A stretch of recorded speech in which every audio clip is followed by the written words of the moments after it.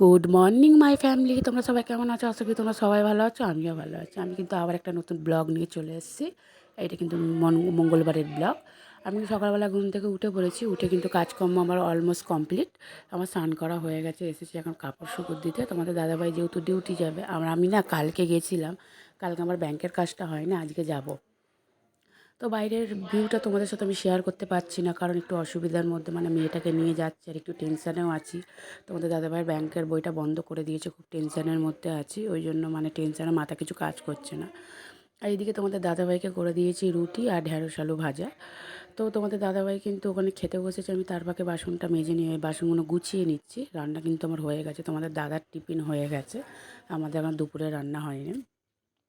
তো আমি তোমাদের দাদাভাই খাচ্ছে, টিফিনটাও গুছিয়ে দিয়েছি, তার পাকে বাসন টাসনগুলো একটু গুছিয়ে গেছি নি। তো আমার দাদাভাই কিন্তু কাজে বেরিয়ে গেছে।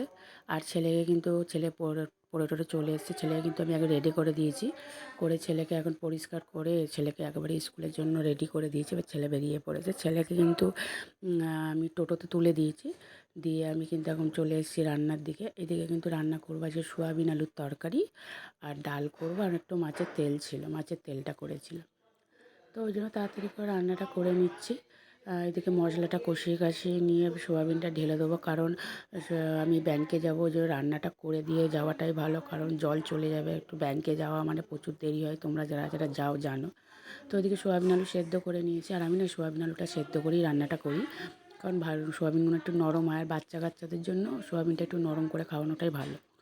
তো ওইদিকে কিন্তু আমার সোয়াবিনটা কষানো হয়ে গেছে, যেহেতু সেদ্ধ ছিল আমি মশলাটা কষিয়ে নিয়েছি, আর বেশিক্ষণ সোয়াবিনটা নাড়িনি, যেহেতু সোয়াবিনটার আলুটা গলে আছে, মানে নরম হয়ে আছে, ওই জন্য বেশি আর কষাইনি। তো ওইদিকে কিন্তু আমার রান্নাবান্না কিন্তু সব হয়ে গেছে। এইদিকে কিন্তু আমি টিফিন খেতে বসে পড়েছি, ভীষণ খিদে পাচ্ছিলো, দোকানা রুটি ছিল, ওই জন্য খেয়ে নিচ্ছি। তো ওই জন্য রুটিটা এখন মেয়েকে কোলে নিয়ে বসে গেছি, মেয়ে প্রায় দেখছি কাল থেকে কান্নাকাটি করছে, একদম কোল ছাড়া থাকছে না, ওই জন্য ওকে কোলে বসে বসে এখন রুটিটা আমি খেয়ে নিচ্ছি। হ্যাঁ, তো খেয়ে দিয়ে এখন তারপর যাব গ্যাস মুছতে, গ্যাস ফ্যাস মুছে এখন বাসন দিয়ে মেয়েকে স্নান করাবো, করে তারপর বেরোবো। তো ওদিকে কিন্তু আমার খাওয়া দাওয়া হয়ে গেছে, চলে এসেছি এখন গ্যাস মুছতে। গ্যাস ট্যাস তাড়াতাড়ি করে মুছে নেব, মুছে নিয়ে বাসন মাজবো, বাসন টাসন মেজে, হ্যাঁ বাসন টাসন মেজে তারপরে যাব মেয়েকে স্নান করাবো, স্নান টান করিয়ে তারপর চলে যাব ব্যাংকে। তো দিয়ে কথা বলতে বলতে কিন্তু আমার সব কাজ হয়ে গেছে, আমার কিন্তু বাসন টাসন মাজাও হয়ে গেছে, মেয়েকে স্নান করানো হয়ে গেছে, আর ব্যাংকে থেকে কাজ মিটিয়ে চলেও এসেছি। আমার খাওয়া দাওয়া হয়ে গেছে, ছেলেও এসে গেছে, ছেলে খেয়ে দিয়ে ঘুমিয়েও পড়েছে। তো ভিডিওটা বেশি বড় না করে ভিডিওটা আমি এখানেই শেষ করছি। ভিডিওটা যদি ভালো লেগে থাকে তাহলে একটা ছোট্ট করে লাইক, শেয়ার, কমেন্ট আর সাবস্ক্রাইব করতে ভুলবেন না। দেখা হচ্ছে নেক্সট ভিডিওতে। ভিডিও যদি ভালো লেগে থাকে তো তোমাদের আশীর্বাদে তো আমি একটু এগিয়ে যাচ্ছি। তোমরা যদি আরও ভালো করে আমার ভিডিওটা পছন্দ করো তাহলে একটা ছোট্ট করে লাইক করে দিও। তো সবাই ভালো থাকবেন, সুস্থ থাকবে, তো এইটাই কামনা করি।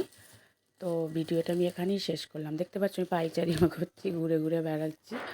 তো আর কিছু না, ভিডিওটা বেশি বড় না করে ভিডিওটা আমি এখানেই শেষ করলাম। সবাই ভালো থাকবে, সুস্থ থাকবে। টাটা, গুড নাইট আজকের মতো।